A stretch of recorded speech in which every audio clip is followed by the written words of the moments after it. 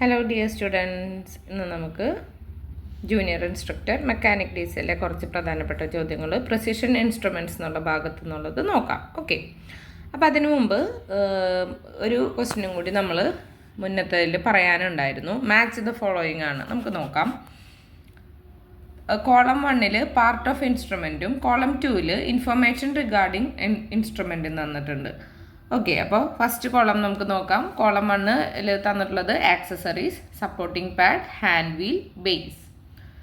Second columns നോക്കാം. Tungsten carbide coating, balance counter weight, cast iron, built in micro switch. അപ്പോൾ ഇതിനെ match ചെയ്യാനാണ് പറഞ്ഞേക്കുന്നത്. അപ്പോൾ ആക്സസറീസ് എന്താണ്? Accessories balance counter weight. Next supporting pad എന്താണ്? Tungsten carbide coating. Next hand wheel എന്തുമായിട്ട് related ആണ്? Built in micro switch. Next base എന്താണ്? കാസ്റ്റ് അയണിൻ്റെ ബേസ് ആണ്. അപ്പോൾ നമുക്ക് അതിൻ്റെ എക്സ്പ്ലനേഷൻ നോക്കാം. Accessories are design to balance with the counter weight. അതായത് ആക്സസറീസ് ഡിസൈൻ ചെയ്യുന്നത് എന്തിനാണ്? കൗണ്ടർ വെയ്റ്റ് ബാലൻസ് ചെയ്യാനായിട്ടാണ്. 3 സപ്പോർട്ടിംഗ് പാഡ്സ് ഉണ്ട്. അത് എന്തിനാണ്? Present with tungsten carbide coating except at the top which can be lapped. 3 supporting pad ഉണ്ട്. ഇതിൽ ടോപ്പിൽ ഉള്ളത് നമുക്ക് except at the top which can be lapped, മുകളിലുള്ളത് മാത്രം നമുക്ക് എന്താണ് അതിനെ ഒഴിവാക്കാനായിട്ട് പറ്റും. ഓക്കെ, 3 സപ്പോർട്ടിംഗ് പാഡുകളുണ്ട് അല്ലേ? ടങ്സ്റ്റൺ കാർബൈഡ് കോട്ടിംഗ് ഉള്ളത്. അതിൽ ഏറ്റവും മുകളിലുള്ളത് ലാപ്പ് ചെയ്യാൻ പറ്റുന്നതാണ്. Next built in micro switches ഉണ്ട് ഇതിൽ ഹാൻഡ് വീലിൽ. അതെന്ത് ചെയ്യും? കോമ്പൻസേറ്റ് ചെയ്യും ഓട്ടോമാറ്റിക്കലി ഫോർ പ്രോബ് കോൺസ്റ്റൻറ്റിന് വേണ്ടിയിട്ട് അത് ഓട്ടോമാറ്റിക്കലി എന്ത് ചെയ്യും? കോമ്പൻസേറ്റ് ചെയ്യും. നെക്സ്റ്റ് നമുക്കപ്പോൾ പ്രിസിഷൻ ഇൻസ്ട്രുമെൻറ്റ്സിലത്തെ ക്വസ്റ്റ്യൻസ് നോക്കാം. In an experiment it is found that the experimental value is very close to actual value, hence the experiment value can be called accurate. അതായത് ഒരു എക്സ്പെരിമെൻ്റൽ വാല്യൂ നമ്മുടെ actual വാല്യൂവിനോട് വളരെ അടുത്ത് നിൽക്കുകയാണെന്നുണ്ടെങ്കിൽ ആ എക്സ്പെരിമെൻ്റൽ വാല്യൂവിന് നമുക്ക് എന്താണ്? ആക്യുറേറ്റ് ആണെന്ന് പറയാം. അത് കൃത്യതയുള്ളതാണെന്ന് പറയാനായിട്ട് പറ്റും. അതിൻ്റെ എക്സ്പ്ലനേഷൻ നമുക്ക് നോക്കാം. Accuracy is the degree to which a value is near to the actual or standard value. Accuracy എന്ന് വെച്ച് കഴിഞ്ഞാൽ is the degree to which ഒരു വാല്യൂ നിയർ ടു ആക്ച്വലിനോട് വളരെ അടുത്ത് നിൽക്കുകയോ അല്ലെങ്കിൽ സ്റ്റാൻഡേർഡ് വാല്യൂവിനോട് അടുത്ത് നിൽക്കുകയോ ചെയ്യുകയാണെങ്കിൽ അതിന് നമ്മൾ ആക്യുറേറ്റ് ആണ്, കൃത്യതയുള്ളതാണെന്ന് പറയും അല്ലേ?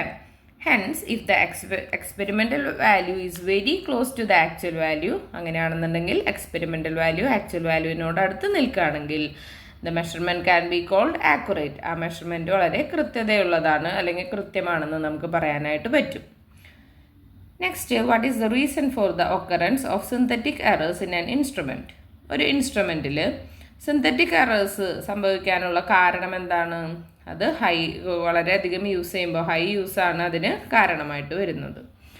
Synthetic errors arise due to high use of instrument. It can also be present because of careless handling. അതായത് സിസ്റ്റമാറ്റിക് എറേഴ്സ് വരുന്നത് ഇൻസ്ട്രുമെൻറ്റ് വളരെ അധികം യൂസ് ചെയ്യുമ്പോഴാണ്. അതുകൂടാതെ കെയർലെസ് ആയിട്ട് അത് ഹാൻഡിൽ ചെയ്യുമ്പോഴും ഇങ്ങനെ സംഭവിക്കാവുന്നതാണ്. Next question, how are synthetic errors removed usually for an instrument. ഒരു ഇൻസ്ട്രുമെൻറ്റിലെ സിസ്റ്റമാറ്റിക് ആയിട്ടുള്ള എറേഴ്സ് നമുക്ക് എങ്ങനെയാണ് റിമൂവ് ചെയ്യാനായിട്ട് പറ്റുന്നത്? By recalibrating it. അതിനെ വീണ്ടും കാലിബ്രേറ്റ് ചെയ്യുമ്പോൾ നമുക്ക് ഈ സിസ്റ്റമാറ്റിക് ആയിട്ടുള്ള എറേഴ്സിനെ റിമൂവ് ചെയ്യാനായിട്ട് സാധിക്കുന്നതാണ്.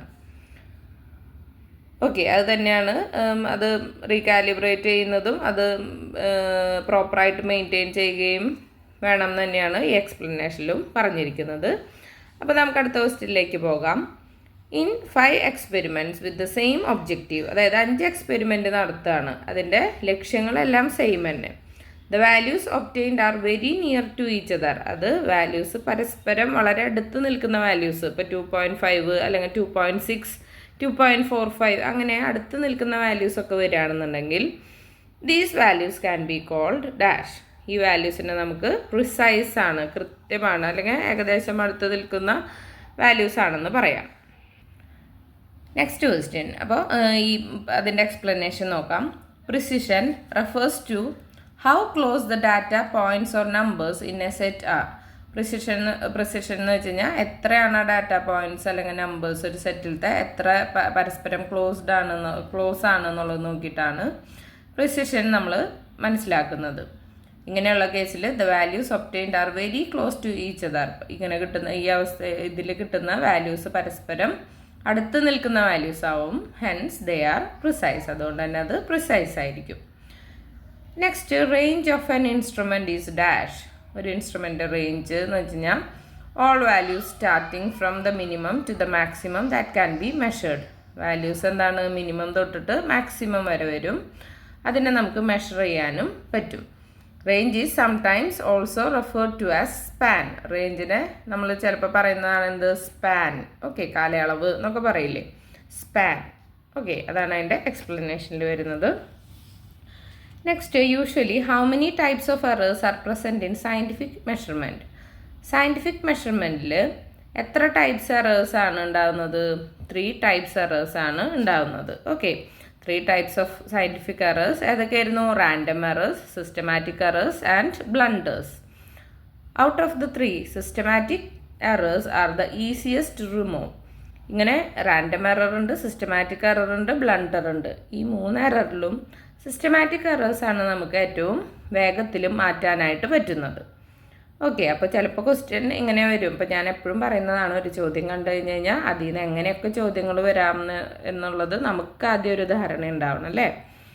ചിലപ്പോൾ അപ്പോൾ ഇതെങ്ങനെ വരും, എത്ര തരം സയൻറ്റിഫിക് എറേഴ്സ് ഉണ്ട് എന്നുള്ളത് ഇവിടെ പറഞ്ഞു. അതുകൂടാതെ ചിലപ്പോൾ ഓഡ് വൺ ഔട്ട് എന്ന് പറഞ്ഞു തരാം അല്ലേ. സയൻറ്റിഫിക് എറർ ഇല്ല, ഈ എറേഴ്സിൽ പെടാത്തത്, സയൻറ്റിഫിക് മെഷർമെൻറ്റ്സിൽ വരാത്തത് ഇത് എന്നൊക്കെ പറഞ്ഞിട്ട് വരാം. ഓപ്ഷനായിട്ട് random error, B systematic error, 3 ഇപ്പോൾ പ്രിസിഷൻ എറർ എന്നോ അങ്ങനെ എന്തെങ്കിലും വന്നു എന്ന് വയ്ക്കുക. അപ്പോൾ എന്താണ് പെടാത്തത്, പ്രിസിഷൻ എററാണ്. അപ്പോൾ അങ്ങനെ ഒക്കെ ചോദ്യങ്ങൾ വരുമെന്നുള്ള ധാരണയിൽ പഠിക്കുക. അല്ലാതെ ജസ്റ്റ് നമ്മൾ കാണാപ്പാട് അങ്ങനെ പഠിക്കാണ്ട് അതിൽ നിന്ന് എങ്ങനെയൊക്കെ ചോദ്യം വരാമെന്നുള്ളത് ഓർത്തു വയ്ക്കാം. Next, what is the least count of an instrument. ഒരു ഇൻസ്ട്രുമെൻറ്റിൻ്റെ ലീസ്റ്റ് കൗണ്ട് എന്ന് വെച്ച് കഴിഞ്ഞാൽ എന്താണ്? The lowest value that can be measured accurately. നമുക്ക് ആക്യുറേറ്റ് ആയിട്ട് മെഷർ ചെയ്യാവുന്ന ഏറ്റവും ലോവസ്റ്റ് വാല്യൂവിനെയാണ് നമ്മൾ ലീസ്റ്റ് കൗണ്ട് എന്ന് പറയുന്നത്. ആ ഇൻസ്ട്രുമെൻറ്റിൻ്റെ ലീസ്റ്റ് കൗണ്ട് എന്ന് പറയുന്നത്. നെക്സ്റ്റ്, അപ്പോൾ അതിൻ്റെ explanation, least count of an instrument is the lowest value that can be measured accurately. കൃത്യമായിട്ട് അളക്കാവുന്ന ഏറ്റവും ലോവസ്റ്റ് വാല്യൂ ആണത്. Example, if the lowest value that can be measured by the ruler is 1 mm. അതായത് ഒരു scale വെച്ചിട്ട്, ruler എന്ന് വെച്ച് കഴിഞ്ഞാൽ സ്കെയിൽ, അത് വെച്ചിട്ട് നമുക്ക് അളക്കാവുന്ന ഏറ്റവും ചെറിയ വാല്യൂ 1 mm ആണെങ്കിൽ അപ്പോൾ അതിൻ്റെ ലീസ്റ്റ് കൗണ്ട് എത്രയാണെന്ന് പറയുക? ആ സ്കെയിലിൻ്റെ ലീസ്റ്റ് കൗണ്ട് എത്രയാണ്? 1 mm ആണ്. ഓക്കെ, ഇനി an instrument with a range of 0 to 10 bar is used for measuring pressure. ഒരു ഇൻസ്ട്രുമെൻറ്റിൻ്റെ റേഞ്ച് 0 to 10 bar വരെ വരുന്നതാണ് ഒരു മെഷറിംഗ് പ്രഷർ. അത് നമ്മൾ യൂസ് ചെയ്യുന്നുണ്ട് എന്തിന്? പ്രഷർ മെഷർ ചെയ്യാനായിട്ട് യൂസ് ചെയ്യുന്നുണ്ട്.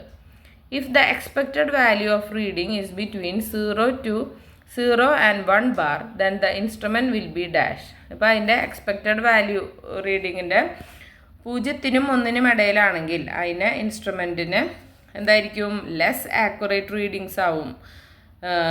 With the instruments with range of 0 to 5 bar, അതായത് 0 to 5 bar ഉള്ള ഇൻസ്ട്രുമെൻറ്റ്സിനെക്കാട്ടും അത് ലെസ് ആക്യുറേറ്റ് ആവും. അതായത് ആക്യുറസി എന്താവും? കുറവായിരിക്കുന്നു.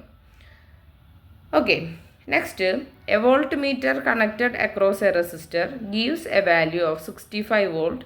But the expected value of a resistor was 68 volt.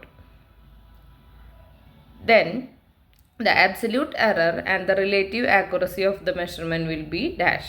അതായത് ഒരു വോൾട്ട് മീറ്റർ ഒരു റെസിസ്റ്ററായിട്ട് കണക്ട് ചെയ്തിട്ടുണ്ട്, അത് 65 volt ആണ് അത് കാണിക്കുന്ന വാല്യൂ. പക്ഷേ എക്സ്പെക്റ്റഡ് വാല്യൂ എന്താണ്? ആ റെസിസ്റ്ററിൻ്റെ എക്സ്പെക്റ്റഡ് വാല്യൂ 68 volts ആണ്.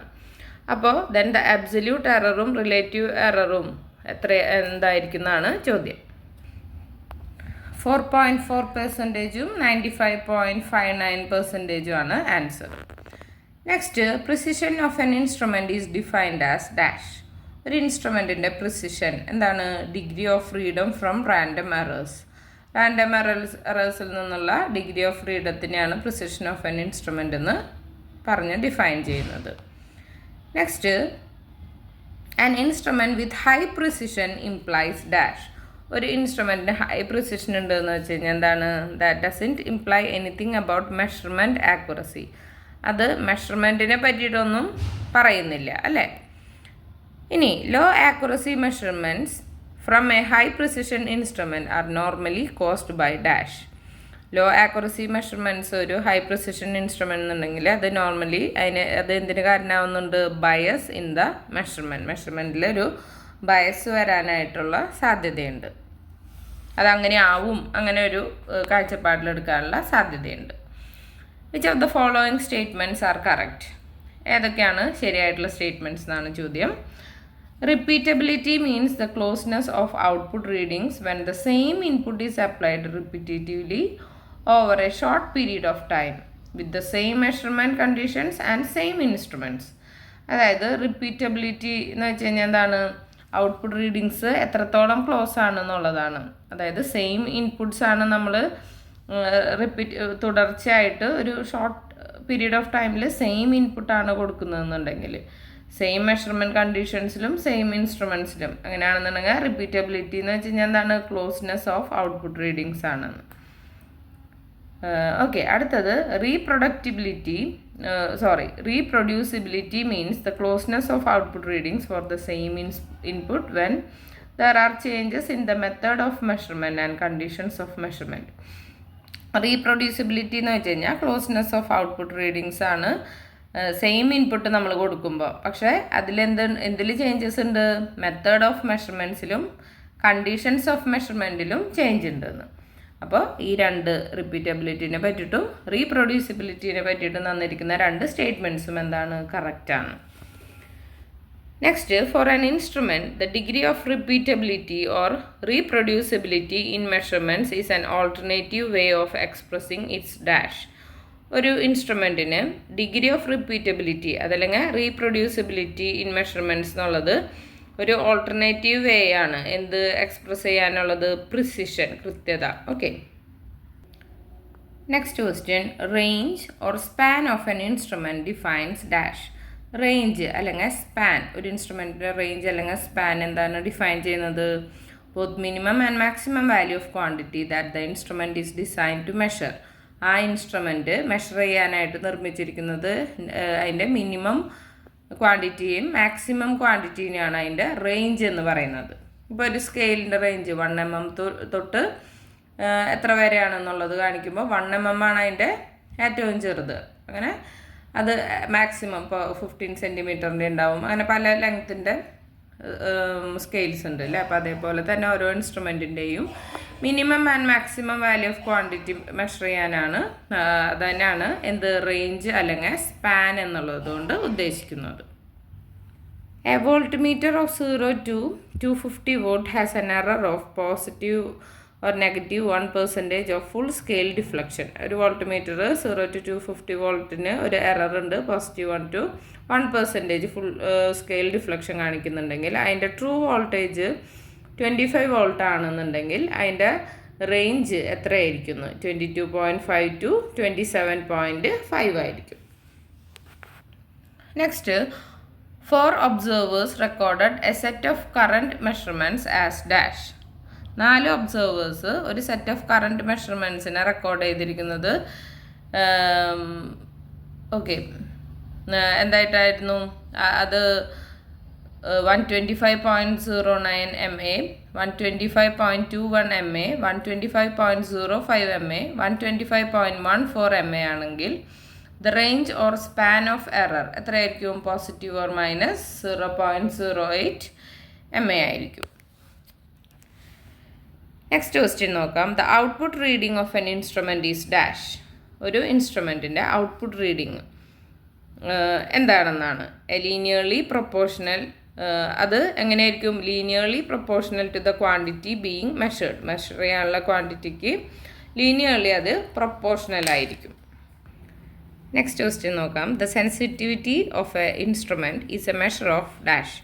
ഒരു ഇൻസ്ട്രുമെൻറ്റിൻ്റെ സെൻസിറ്റിവിറ്റി എന്തിൻ്റെ അതാണ് change in instrument output when the quantity being measured changes by a given amount. Okay, എന്താണ് change in instrument output, instrument ഔട്ട്പുട്ടിലുള്ള ചേഞ്ച്. അപ്പോൾ when the quantity being measured, നമ്മൾ അളക്കാനുള്ള ക്വാണ്ടിറ്റി ചേഞ്ച് ചെയ്യാണ്, ഒരു നിശ്ചിത എമൗണ്ട് വെച്ചിട്ട് അത് മാറുകയാണെന്നുണ്ടെങ്കിൽ അതിനാണ് എന്തെന്ന് പറയുന്നത് സെൻസിറ്റിവിറ്റി ഓഫ് എ മെഷർമെൻറ്റ് എന്ന് പറയുന്നത്.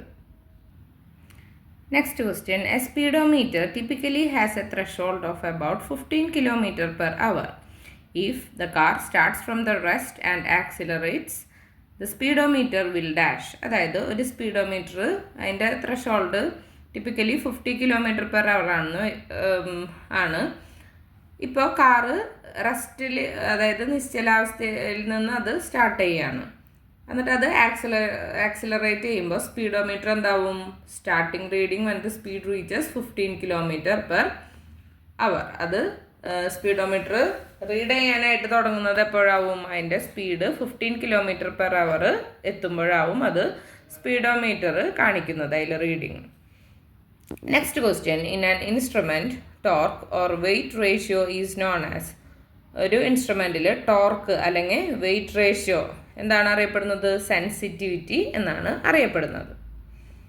നെക്സ്റ്റ് ക്വസ്റ്റ്യൻ നോക്കാം. If 1 meter A requires 80 MA to give full scale deflection and another meter B requires 60 MA to give full scale deflection, then the meter B is more sensitive. അതായത് ഒരു metre A എന്നുള്ളൊരു മീറ്ററിന് 80 MA ആണ് full scale deflection കാണിക്കാൻ, രണ്ടാമത്തത് 60 MA ആണ് full scale deflection കാണിക്കാനെന്നുണ്ടെങ്കിൽ meter B ഇത്തിരി കൂടി സെൻസിറ്റീവ് ആണെന്ന് നമുക്ക് മനസ്സിലാക്കാം.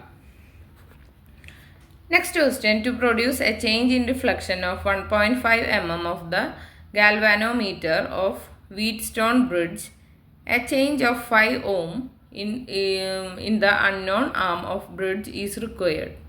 The sensitivity is dash.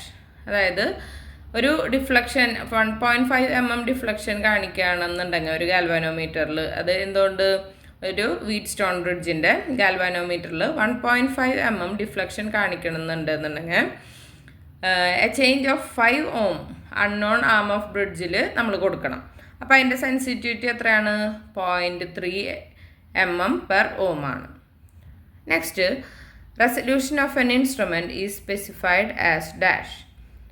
Absolute value, അതല്ലാന്നുണ്ടെങ്കിൽ percentage of full scale deflection എന്ന് പറയാം. അപ്പോൾ ഐദർ എ ഓർ ബി ആണ് answer. Resolution of an instrument is specified as absolute value, അതല്ലാന്നുണ്ടെങ്കിൽ resolution of an instrument is specified as percentage of full scale deflection.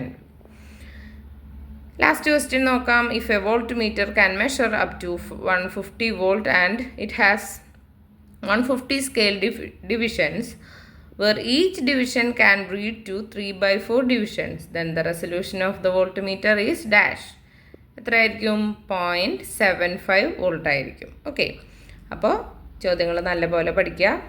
Classes നിങ്ങൾക്ക് ഇതിൽ നിന്നുള്ള questions എങ്ങനെയായാലും ഇതിൽ നിന്ന് കുറച്ച് ക്വസ്റ്റ്യൻസ് എങ്കിലും നിർബന്ധമായിട്ടും വരും. ഈ ക്ലാസ്സസിൽ നിന്ന് എന്തായാലും വരുന്നതാണ്. അപ്പോൾ അത്രയും പ്രാധാന്യം കൊടുത്ത് പഠിക്കുക. നിങ്ങൾക്ക് ഒരു സർക്കാർ ജോലി തന്നെയാണ് നിങ്ങളുടെ ലക്ഷ്യം അല്ലേ? അപ്പോൾ അതിലേക്ക് എത്താനായിട്ട് ഏതൊക്കെ രീതികളിൽ നിങ്ങൾക്ക് പരമാവധി പഠിക്കാൻ പറ്റുമോ, എത്ര ഡാറ്റാസ് കളക്ട് ചെയ്യാൻ പറ്റുന്നുണ്ടെങ്കിൽ അങ്ങനെ നോക്കി പഠിക്കുക. അധികം ടൈമില്ല ഇനി നമുക്ക്. അപ്പോൾ നല്ല രീതിയിൽ എല്ലാവരും പഠിക്കാം. അപ്പോൾ എല്ലാവർക്കും സ്വപ്ന ജോലിയിലെത്താനായിട്ട് എത്രയും പെട്ടെന്ന് പറ്റട്ടെ എന്ന് ആത്മാർത്ഥമായിട്ട് ആഗ്രഹിച്ചുകൊണ്ട് ക്ലാസ് നിർത്തുന്നു. Thank you. സപ്പോർട്ട് ചെയ്യുക കേട്ടോ, എല്ലാവരും സബ്സ്ക്രൈബ് ചെയ്ത് സപ്പോർട്ട് ചെയ്യാം. Thank you so much. ഇനി അടുത്ത ക്ലാസ്സിൽ നമുക്ക് കാണാം. മുന്നത്തെ വീഡിയോസ് കാണാത്തവർ അത് കാണാം.